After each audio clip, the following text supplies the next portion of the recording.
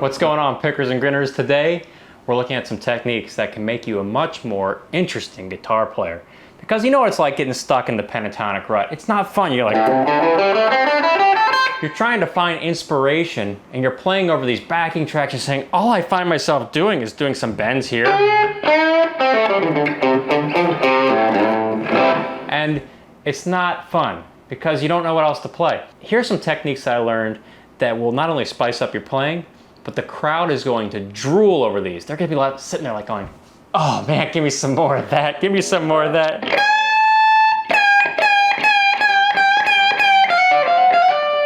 And you don't need to be a really fast player. You don't have to be somebody who's just an expert. These are just some basic techniques to spice up your lead playing. And it's so much fun. So first thing we're looking at here is what I call the backwards D chord shape. So you got the D chord shape here. Well, if we take that chord shape and we invert it, oh, that sounds different. It's a common blues chord. You hear it in Crossroads.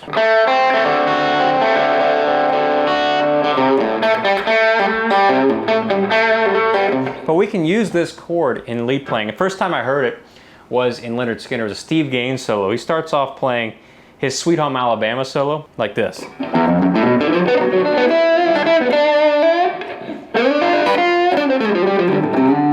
Ooh, that little hanging note.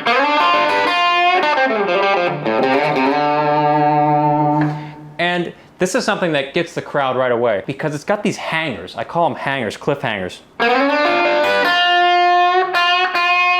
Those notes, hangers, are your best friend. You can use them to keep the crowd with some suspense. So your job is to find the hangers along the neck. I'm not going to cover that too much today, but you can use these hangers with this backwards D chord. The backwards D chord, the hanger is always the first finger note right here. And the way you would find this backwards D chord, you look for the particular pentatonic position that is this shape. So it's your, what's it? We got 1, 2, 3. It's your fourth shape. So there's your D shape within there. Backwards D.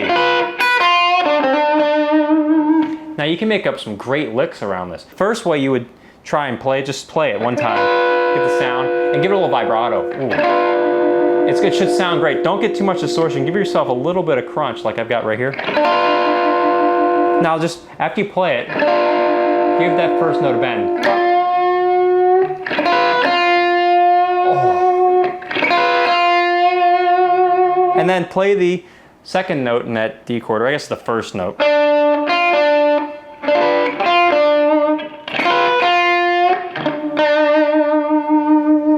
Oh.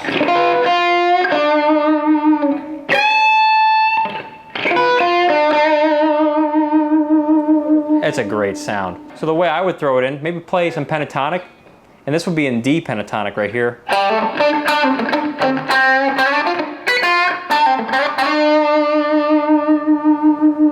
It's a great way to try it out.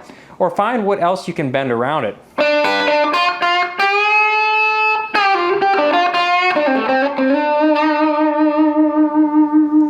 It's one of my favorites, and then if you want to play off the first position, you can do the same thing.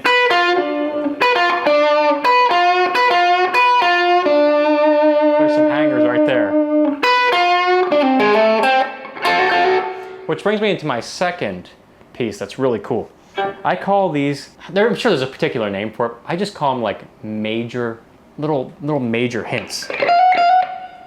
It's like you're going to switch into a major key, but you don't. People are expecting it. They're like, oh, he's going major. And he doesn't. He just plays and he's staying in the minor. And a great way to do it, you'll hear it like this.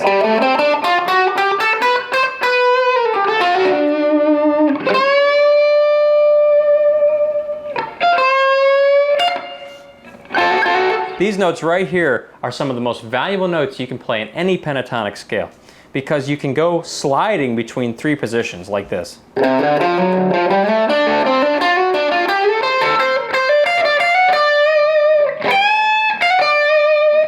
And it makes it sound like you got a little piano effect. Now these notes are on three particular strings. In this instance, we're playing in D, so looking at G string as the first one. So that'd be your G string, position in the first position pentatonic, and then you got the second one you can hammer onto. The second one is down here on the E string. You got that 13th fret, 14th fret. You see it's the same note.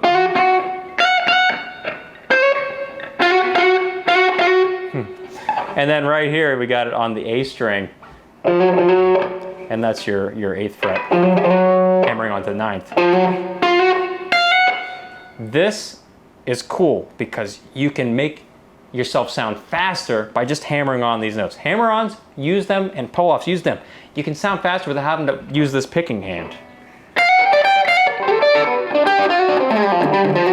That's like an example of just how I use those 3 things I just showed you to play fast without having to use a lot of my picking hand. But you'll sound a lot more interesting too. So I like to use this with some bends, starting here on the high E string. Give it a nice bend.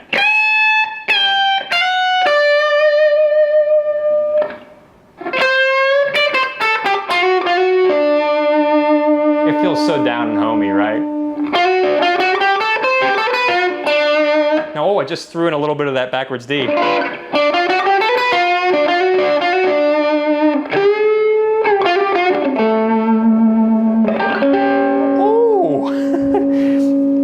All right, Tom, you're getting way too into this. You got to teach, not just do it. Okay. I can't hold back sometimes with this blue stuff. It just sounds so good. When you play, then you can slide down. So we got.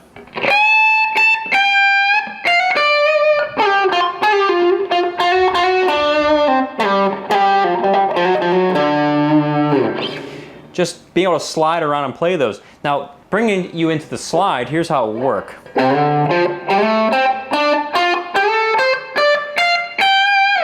I'll cover that in another lesson, but just give you an idea of how this pentatonic shape fits together.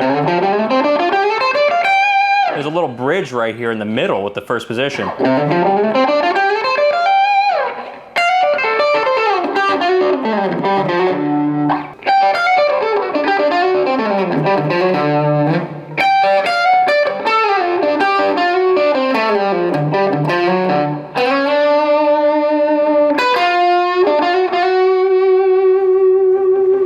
So now we've just put a couple shapes together. We got this backwards D shape. And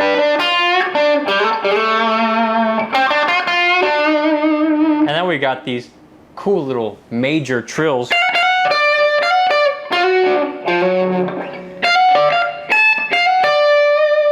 Now, some other ways you can make your solos more interesting. Learn how to bend to pitch and hold that bend. This will require a little bit more hand strength, but you can lay into a bend and just sit there for an hour with that bend. B.B. King, notorious for just laying into a bend.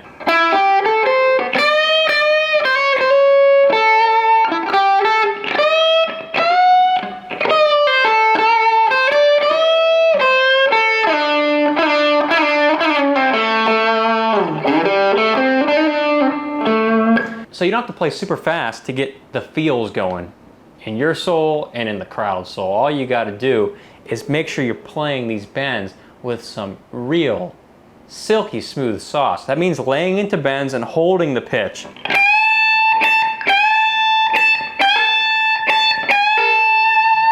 So I like to bend up and hit the note.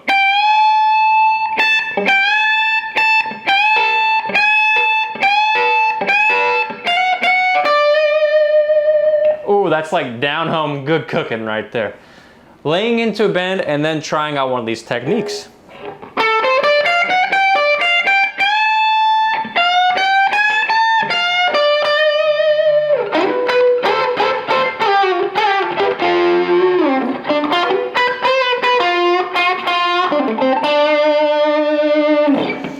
Oh, it's so fat. You'll love the tone.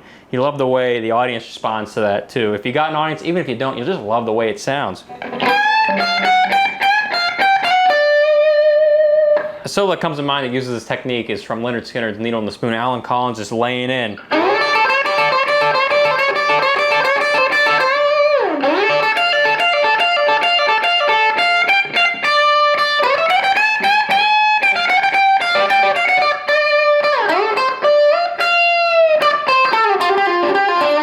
So you got that really...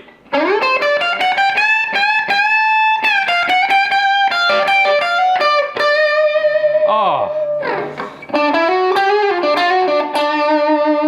I just love how those bends come together with these notes. Now another way you can spice it up is bend into the note.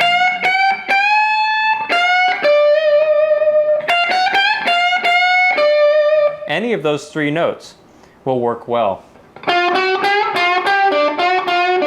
You see it, there's that pattern again.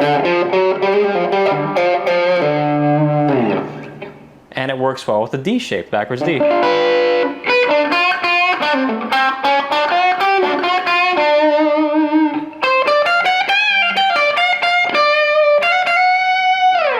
All I'm doing here is playing octaves within the pentatonic scale.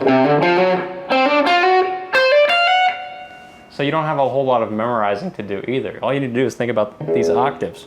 Another bonus thing I'm going to leave you with, and this is so good. You'll want to know this. I use this one a lot. I lean on this one. In fact, I probably use it too much because I love the sound of it. I like to slide down and then head into one of those hanging notes, those cliffhangers.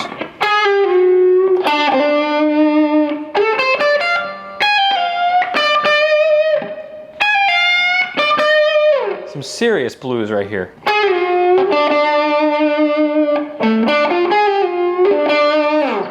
And when you do that, oh, that makes these walk-ups and walk-downs seem even more interesting than they were already.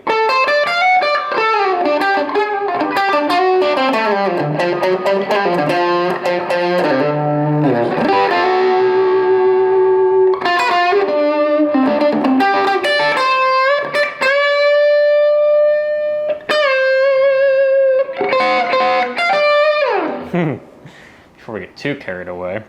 So that's a great way to spice up your playing. You'll be a lot more interesting instead of just playing scales, which gets really annoying and stale, makes you stale. Mix it up with this chord trick, and then mix it up with some of these scale octaves, and that little major trill.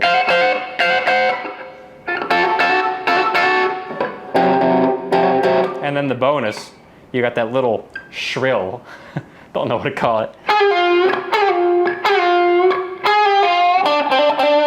And I'll put them all together in one.